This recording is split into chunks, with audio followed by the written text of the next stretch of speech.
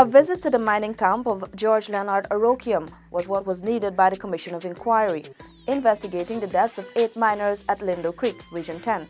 This week on InfoHub Extended, we take a look at the arduous journey undertaken by the COI team last week as it sought to determine the truth behind horrendous murders carried out 10 years ago.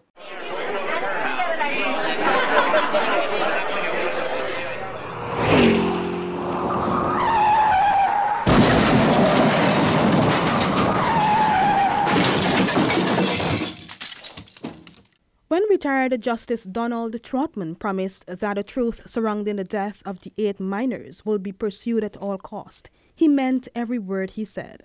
That promise will take him and his team through the rugged terrain of the UNAMCO Trail leading to the campsite, which was left barren following the June 2008 slaughters. The 8 miners, all family men, were shot, heaped upon each other, then burnt at the mining camp in the Upper Demerara, Upper Berbice region. Justice Trotman, who heads the commission, was mandated by President David Granger to determine who was responsible for the killings. And even though public hearings were ongoing for some 2 months, the commissioner was obviously not satisfied with the testimonies coming out. There were still some loopholes, especially since he had not yet seen the physical layout of the camp and the road which leads to the area. He made a decision that he will take the laborious journey to the mining camp. He had to see for himself if what the police were claiming was true. Amidst claims by some quarters that it was the ravaging Rondell Fineman gang that executed the men, it was also widely rumored that it was the joint services that was in the area at the time that mistakenly killed the men, then burnt their bodies in an attempt to hide the evidence. One of the burning questions was, if it were indeed the Fineman gang who carried out the killings, how could they have passed undetected from the area they were reportedly seen to the Lindo Creek site? The geography of the area is what really baffled the commission. The evidence given by the military personnel who attended the public hearings claimed that the Fineman gang was able to cross the path from Christmas Falls, another area in the region, use the UNAMCO Trail, and then journey to Lindo Creek. The commission was told by several police officials that they had received a statement from an alleged gang member whom they had picked up on the Itruni-Kokwani Trail after the massacre. Then 15-year-old Dwayne Williams allegedly informed the officials that a Fineman gang had stumbled upon the Lindo Creek miners after running away from the Christmas Falls after one of the gang members was shot dead by police. Williams, in his statement, said the miners were held hostage, but they were subsequently killed and their bodies burnt by a gang member named Magic. The gang had reportedly been caught in a crossfire with the joint services on June 6 at Christmas Falls. Christmas Falls is said to be some 14 miles from the UNAMCO Trail. Other experts and even residents who have been traversing the area for years said it was highly impossible for anyone, even the notorious Fineman gang, to get to the area. Not only is the area always swampy, it is also a very long walk in. Based on evidence at the COI, anyone going to the Lindo Creek site must pass through the UNAMCO Trail. That trail was said to be tight on security. There was no way the gang could have passed through that area with the full knowledge that the joint services was hot on their trail. When this incident occurred, there were 3 sets of people there. If you use a theory of elimination, it's 5 men.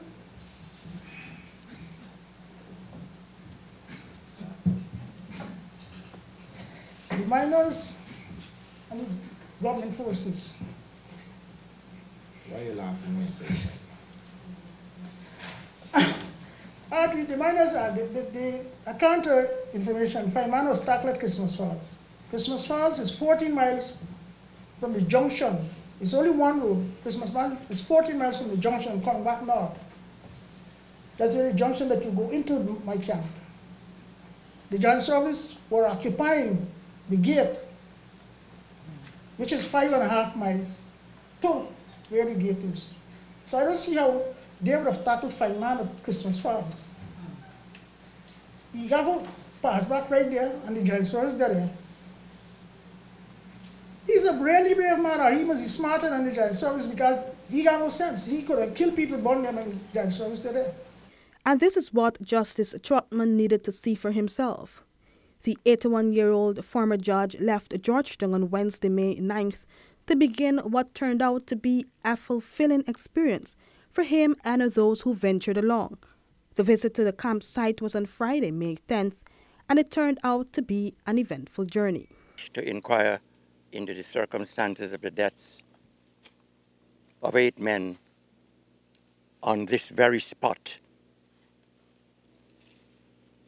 That commission is represented here together with other valiant citizens of Guyana, including the media, including members of the armed forces, the disciplinary forces, including members of the Torres family, who have come all this way to mark the memorial gathering of one of their relatives who perished in this cruel, atrocious tragedy. But that is not all. We cannot dwell upon the atrocities and the sorrows. We have to dwell on the hopes and the future, so that our being here today could very well mean that no similar atrocities in the future will be committed by anyone else in our nation. The journey was surely not for the faint in heart. The travelers had to cross at least 5 creeks, enduring swarms of mosquitoes at a time in the sometimes sweltering heat. It took the commission and team some 2 hours traveling with vehicle to the UNAMCO Trail and another 2 hours, 30 minutes on foot to the Lindo Creek site. The journey was not just for the commission. Family members who never got a chance to say goodbye to the victims were allowed an opportunity to do so, although not in a tangible way. Onika Butts, the reputed wife of Dax Orokiam, was visibly broken when she reached the site. It was there that the father of her 2 children perished. They were all innocent. Dax had a life that he lived beyond the interior, had his family here and stuff. And I just can't understand. It was horrible. Like, I still can't believe it happened there. And I was hoping, to be honest, that it didn't happen. Remnants of what used to be the dwelling place of Dax and Cedric Orokiam, Nigel Torres, Lancelot Lee, Compton Spears, Bonnie Harry, Horace Drakes, and Clifton Wong were all that were left. These included an engine and a lavador, and equipment used in the mining. Shreds of a blue tarpaulin were also seen. A former colleague of the men showed the team where he had buried some of the remains of the miners. Down here, sir, that's where he buried the bones. The visit to the Lindo Creek mining camp was the penultimate event of the Commission's 4-day visit to Region 10. On Saturday, May 12th, a public conversation at the Kokwani Workers Club evoked years of suppressed fear and brokenness by residents. It was a real painful day when, the discovery was made that these persons have lost their lives.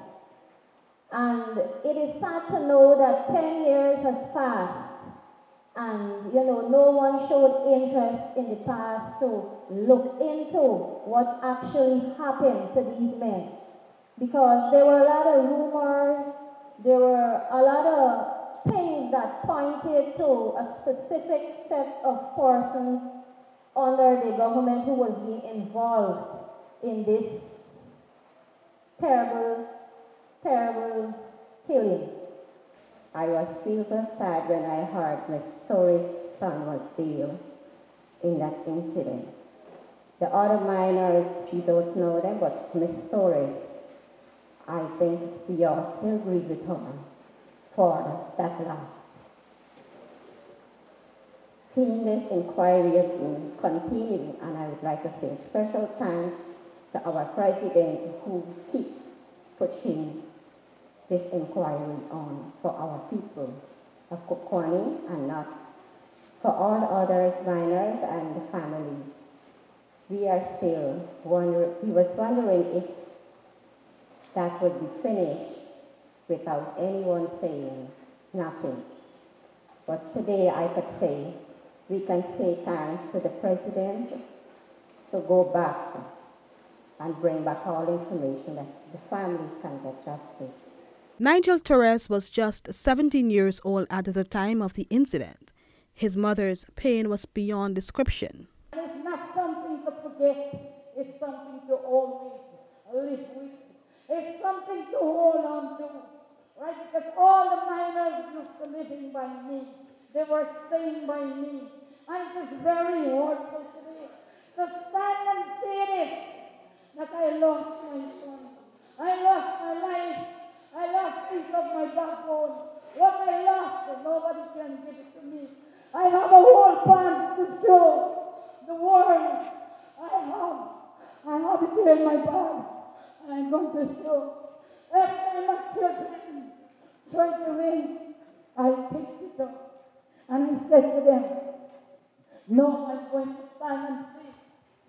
I have it, and I'm going to say it without no apologize. It is impossible for a man to go so far. For 10 years, she held on to the only thing he left behind when he went to work at the mining camp. I picked it up. And I said, don't throw away my son's pants. I said, don't throw away my son's pants. My son took all his clothes and he go. And he leaves this one old pants. This one old pants. For 10 years, I have this old pants. And it is very hurtful. It's very painful. Mothers, I guess you have sons. And no, fathers, you don't feel the pain that the mothers feel. And the fathers, you are here. Just say something. Fathers, you don't feel the pain that the mothers feel. And mothers feel perilous pain to bring forth their children. And now I'm feeling that same pain. I think there's evidence that the soldiers or the gangsters, the people them who made that report, are somehow involved in the killing of these men. Just go back to the headline of the papers around that time, I think it was Kaito News. On the front page, gangsters is charged bandit camp. But wasn't bandit camp, it was some hard-working miners. I don't know why, how, but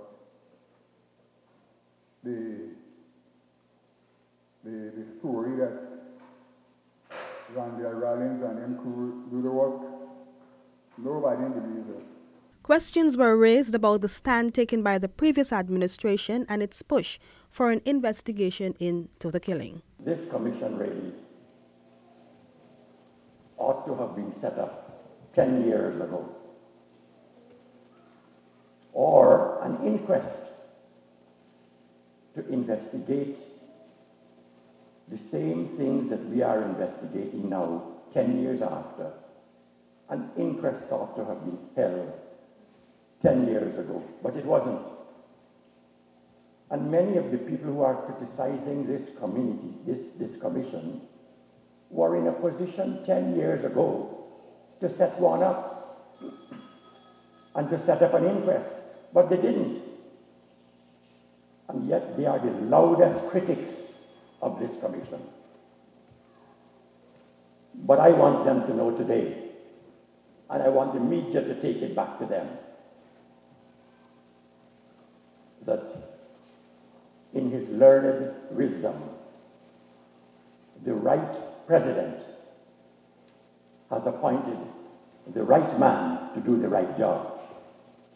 President David Granger has done that. And you will see results. On June 21, 2008, the burnt bodies of Dax Oroquium, Cedric Oroquium, Compton Spears, Horace Drakes, Nigel Torres, Bunny Harry, Clifton Wong and Lancelot Lee were discovered at Lindo Creek by mining camp owner Leonard Oroquium. While the public hearing of the Commission of Inquiry came to an end on Tuesday, May 15th, the chairman and his team are working privately to reach a conclusion. The COI was established by President David Granger to investigate and make findings on all matters in relation to the killings of the miners. Justice Trotman had said he will do all it takes to uncover the truth about the death of those 8 innocent men, put together a report of its findings and recommendations, which it hopes to submit to the head of state by June month end.